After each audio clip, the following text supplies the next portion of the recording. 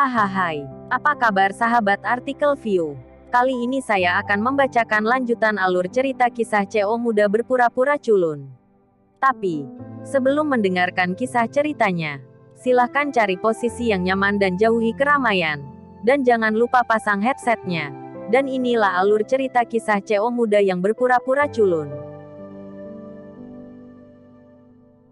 Episode 370. Kisah CEO muda yang berpura-pura culun. Ariel tidak bertemu Sally ketika dia berlari di pagi hari. Mungkin karena dia sengaja menunda dia keluar. Tetapi untuk Ariel, ini juga bagus. Untuk menghindari rasa malu. Dan tanpa melihat wajah dingin Selu, suasana hati akan lebih baik.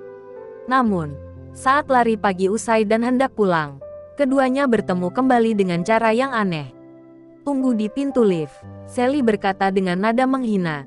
Kau tidak sengaja menungguku, kan? Ariel tertawa bodoh. Apakah kepercayaan dirimu berasal dari tubuh atau penampilanmu? Ariel berkata dengan ringan. Sally sangat percaya diri dengan sosok dan penampilannya. Dia berpikir bahwa keduanya hampir sempurna, dan tidak ada yang perlu dipilih.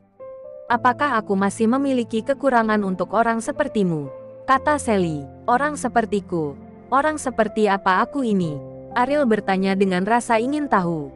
Anak, pengecut, tidak kompeten. Hampir semua kekurangan pria ada pada dirimu. Jika kamu benar-benar ingin mendefinisikan orang seperti apa kamu, itu mungkin sia-sia. Sally mencibir. Dua kata ini tidak pernah hilang dalam kehidupan Ariel. Karena dia memang sia-sia di mata banyak orang. Ingin tahu orang seperti apa kamu di hatiku? Kata Ariel. Pada saat ini, pintu lift terbuka. Sally berjalan ke lift terlebih dahulu dan memblokir pintu. Berkata, kualifikasi apa yang kamu miliki untuk menilai saya? Saya tidak ingin naik lift yang sama denganmu. Jadi tunggu saja. Setelah mengatakan ini, Sally menutup pintu lift, meninggalkan Ariel sendirian. Ariel tenang dan tidak merasa marah sama sekali, karena hal seperti itu tidak ada dalam pengalaman hidupnya. Belum lagi perlakuan yang dia terima di keluarga Wibowo. Hanya ketidakpedulian dan penghinaan yang diterima Ariel setelah dia datang ke Bandung tidak sebanding dengan masalah sepele ini. Jauhkan ketua dari pintu lift. Apakah kamu masih ingin kesempatan dipromosikan?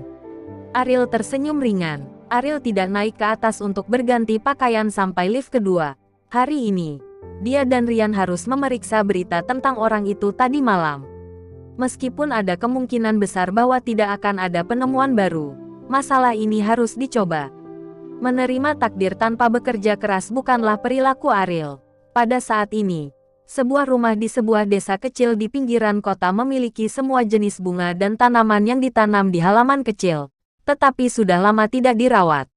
Sehingga terlihat agak berantakan, dan banyak ilalang yang bertunas merusak keindahan. Kamu seharusnya tidak dalam urusannya. Ada dua orang yang berdiri di rumah, seorang pria dan seorang wanita. Rosa dan Darius, apakah kamu tidak di sini juga? Darius berkata dengan ringan, aku di sini karena kamu. Dia bisa tumbuh lebih baik di bawah tekanan. Karena ternyata hanya Ariel dalam kesulitan yang bisa menjadi lebih kuat dan lebih kuat. Sejak usia 12 tahun, Ariel telah menunjukkan kemampuan yang kuat untuk bertahan dalam kesulitan. Dan dengan caranya sendiri, dia diam-diam melatih silat. Ketika Rosa mengetahui hal ini, dia sangat terkejut. Dan justru karena ini bahwa dia akan berpikir bahwa semakin besar tekanannya, semakin baik bagi Ariel. Kesulitan bukanlah kematian. Apa yang dia hadapi sekarang adalah jalan buntu. Darius mengatakan bahwa dia adalah orang yang muncul di ring tinju tadi malam. Untuk mencegah Ariel mengetahuinya, dia sengaja berdandan. Jalan buntu bisa dilahirkan kembali. Dia perlu petunjuk dengan lebih banyak tekanan. Ini adalah kesempatan kita untuk menggulingkan keluarga Wibowo di Amerika Serikat. Aku ingin dia menjadi lebih kuat dalam masalah ini, kata Rosa. Sepertinya bahwa orang yang menghadapi masalah ini bukan anaknya. Dia bisa berhati dingin, dan bisa menjadi pendengar yang tenang, bahkan jika orang lain campur tangan. Kamu tidak memenuhi syarat untuk memerintahku. Adalah tugasku untuk melindungi keluarga Wibowo, kata Darius datar. Ekspresi dingin melintas di muka Rosa. Dia memang tidak memenuhi syarat untuk memerintahkan Darius melakukan apapun. Pengawal keluarga Wibowo di permukaan ini sebenarnya tidak terikat oleh keluarga Wibowo. Bahkan jika Sari masih hidup, dia tidak memenuhi syarat untuk memerintahkan Darius. Namun, dia tidak ingin melihat Darius membantu Ariel terlalu banyak. Dia khawatir itu akan menghancurkan keinginan Ariel sendiri. Begitu Ariel dibuat bergantung pada bantuan orang lain, maka dia akan hancur. Aku tidak akan membiarkanmu menghancurkannya. Untuk mencapai tujuan, tidak ada kompromi pada sarana. Bahkan kehidupan putramu sendiri tidak penting. Kamu dan Sari. Itu memang sama, tapi keuletan Ariel sama sekali tidak berarti apa yang dapat kamu bayangkan. Dia tidak akan dihancurkan oleh siapapun, kecuali dia. Kata Darius. Dia mengenal Ariel lebih baik dari siapapun. Apa yang harus dilakukan Ariel bukanlah sesuatu yang bisa diubah oleh orang biasa. Bantuannya kepada Ariel tidak akan membuat Ariel mengendur. Tidak ada yang bisa membayangkan apa yang telah dia alami untuk keluarga kaya yang telah mandiri sejak dia berusia 12 tahun. Dan pertumbuhan lingkungan ini telah lama ditakdirkan untuk tekadnya yang tidak dapat dihancurkan. Dia, alis Rosa menunjukkan jejak niat membunuh. Apapun yang bisa mengguncang Ariel adalah ancaman di mata Rosa. Saya menyarankanmu untuk menyingkirkan pikiran bodoh dalam pikiranmu. Membunuhnya tidak akan membuat Ariel lebih kuat, karena kekuatannya dibangun di atas Kaori. Dia bisa melakukan apa saja untuk melindungi Kaori. Ini seperti kepercayaannya. Begitu kepercayaan runtuh, apakah menurutmu dia masih bisa bertahan? Kata Darius, wanita ini beruntung. Seorang wanita yang keluar dari keluarga berantakan sebenarnya bisa membuat Ariel begitu memperhatikannya.